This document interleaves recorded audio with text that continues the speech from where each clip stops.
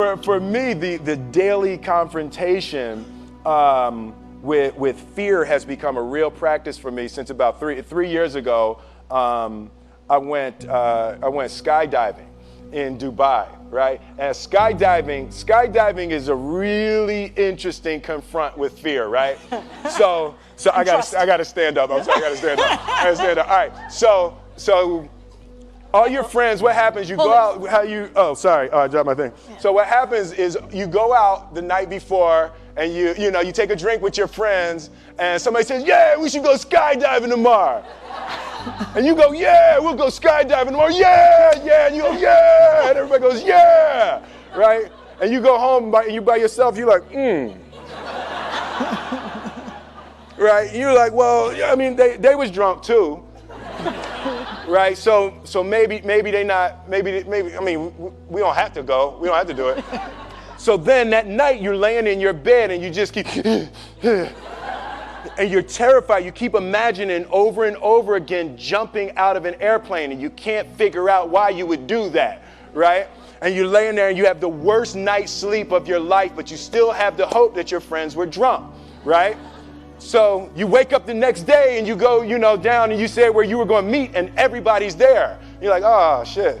All right, cool. Right? So you get in the van and you don't know that your friends had the same night that you had because they're pretending like they didn't. They're like, yeah, man, my uncle's a Navy SEAL and, this is going to be great. I've been looking forward to this. And you're like, oh, my God. And your stomach is terrible. You can't eat and everything, but you don't want to be the only punk who doesn't jump out of this airplane. So you get there, and then you have this safety brief. And you're standing there, and the guys will tell you, well, if the chute doesn't open, what's going to happen is what could happen? That the chute wouldn't open, right? So you do a thing, and what you do is your first jump, you're attached to a guy who is going, he's going to walk you out. So you go, and you get there, and there's an airplane, and nobody's stopping. Everybody's still going. So you get onto the airplane and you're sitting there and it's extra because you're sitting on some dude's lap, some stranger. You're sitting on his lap. And it's like, you trying to make small talk. Yeah, man.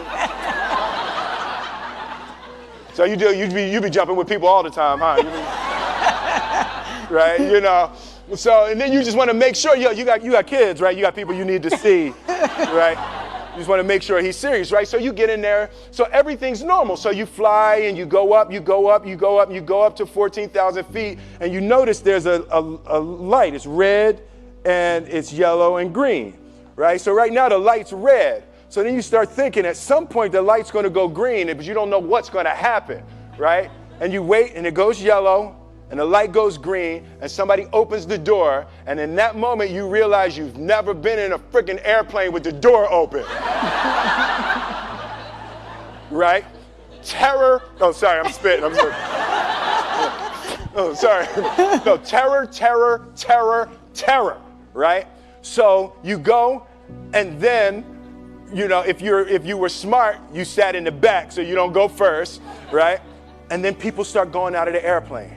And you go, and the guy walks you up to the end of the thing, and you're standing and your toes are on the edge, and you're looking out down to death. And they say, on 3.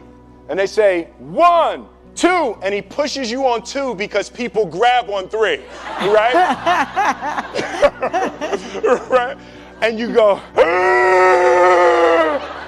and you fall out of the airplane, and in 1 second, you realize that it's the most blissful experience of your life. You're flying, right? It doesn't feel like falling, right? It's like you actually are kind of held a little bit by the wind, and then you start falling, and there's zero fear. You realize that the point of maximum danger is the point of minimum fear.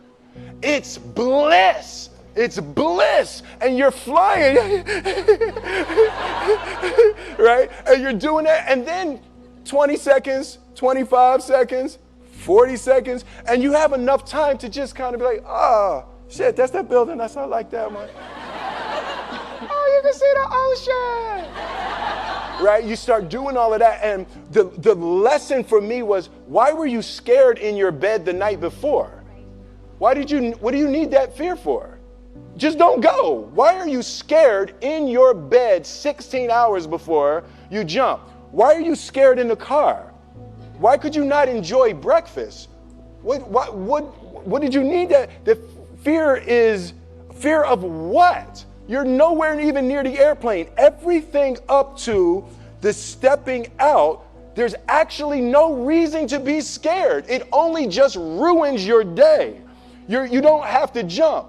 And then in that moment, all of a sudden, where you should be terrified is the most blissful experience of your life. And God placed the best things in life on the other side of terror. On the other side of your maximum fear are all of the best things in life. You know? I learned very young from parents. From my parents, absolutely, that you don't try to build a wall. You don't set out to build a wall. You don't say, I'm going to build the biggest, baddest, greatest wall that's ever been built. You don't start there. You say, I'm going to lay this brick as perfectly as a brick can be laid. There will not be one brick on the face of the earth that's going to be laid better than this brick that I'm going to lay in this next 10 minutes. Yeah. And you do that every single day. And soon you have a wall. And soon you have a wall. And I think psychologically, the advantage that gives me over a lot of people that I have been in competition with in different situations is it's difficult to take the first step when you look how big the task is. The task is never huge to me. It's always one brick. Hey.